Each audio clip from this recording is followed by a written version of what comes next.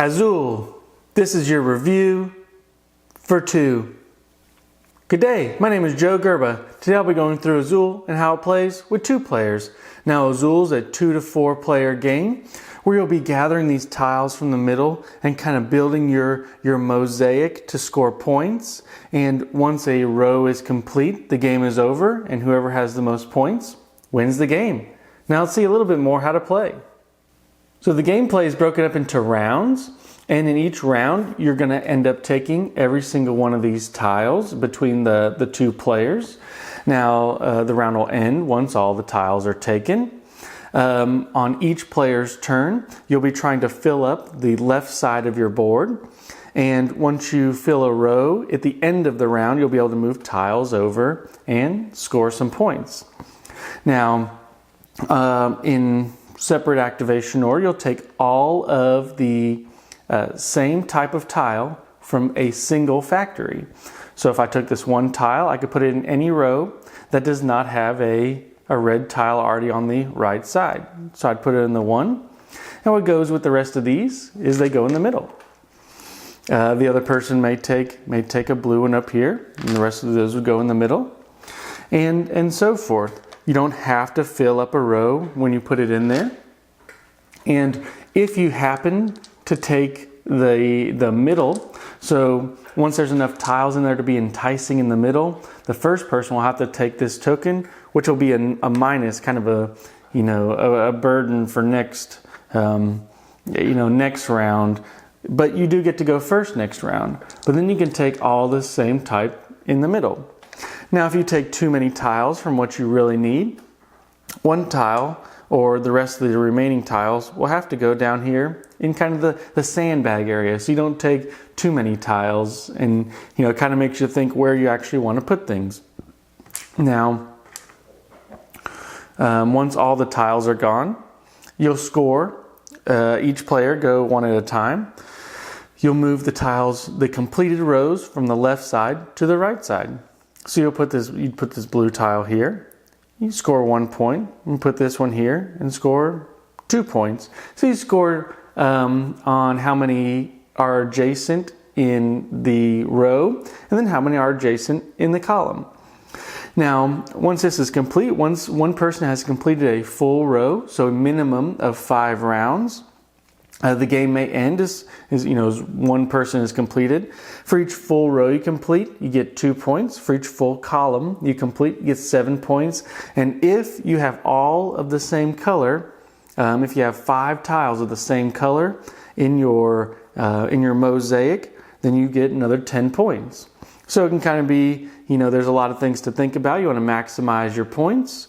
You want to try to get completed rows and columns. And if you can, try to get all 5 colors in your mosaic. Now let's see a little bit more what I thought about the game. So this is one of those games, if you know how to play the game, you know how to play it for life. It's really easy to get back to the table. The rules were pretty easy and simple to learn.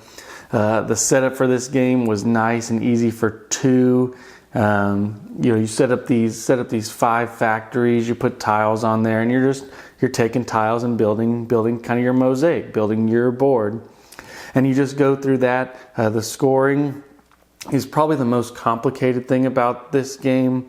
Making sure at the end of the round that you're scoring properly. It does take a little bit of time to get the scoring down, but once you have it down, it's nice and simple. It flows really well. The table space that this takes up is very small, and like I said, it's super easy to get to the table. You have a bag of tiles that are going to go, and with 2 players, you'll probably get to the end of the bag, and one person will finish their row. And it's just it's a nice, concise, full game in this box.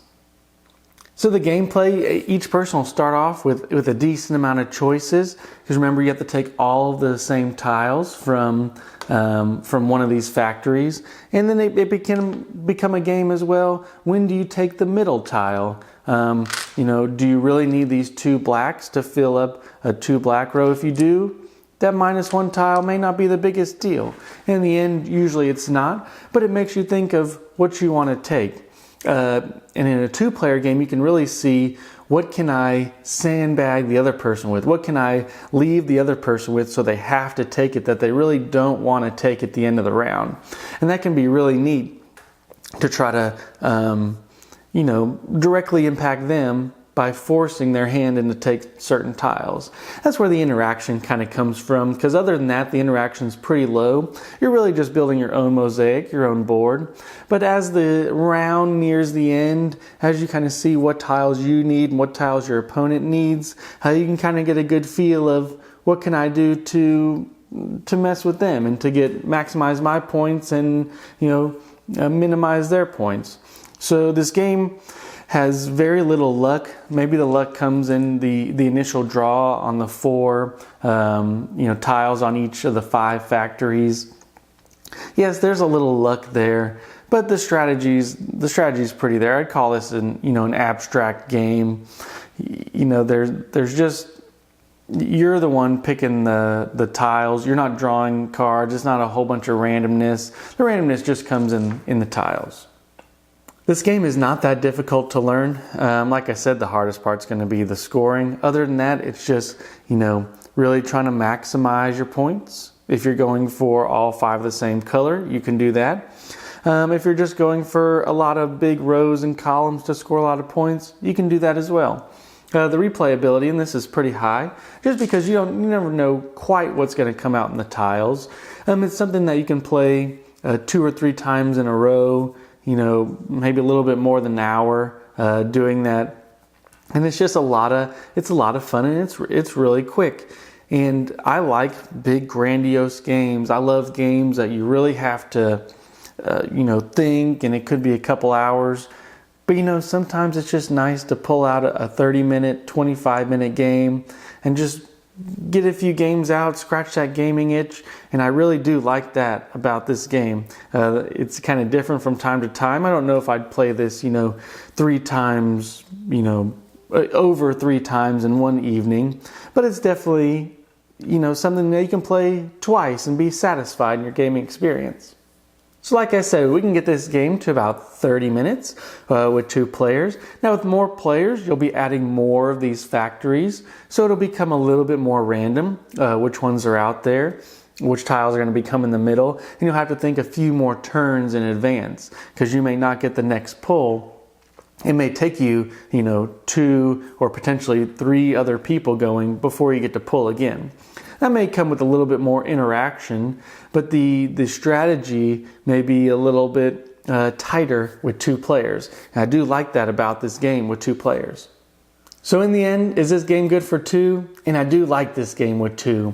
Is it the biggest brain burner game? Is it the one you'll be thinking about all the time? No. But it is a good, solid game. It's one of those games you can just pick up if you want a little, I like to play board games because I like to look away from, the screens of the everyday, the phones, the computers and all that. This is just a nice, light game. I can get to the table with my wife pretty quick, and we can just, hammer out those 2 games and just get a little bit of time away. We don't even have to, it's not a big brain burner.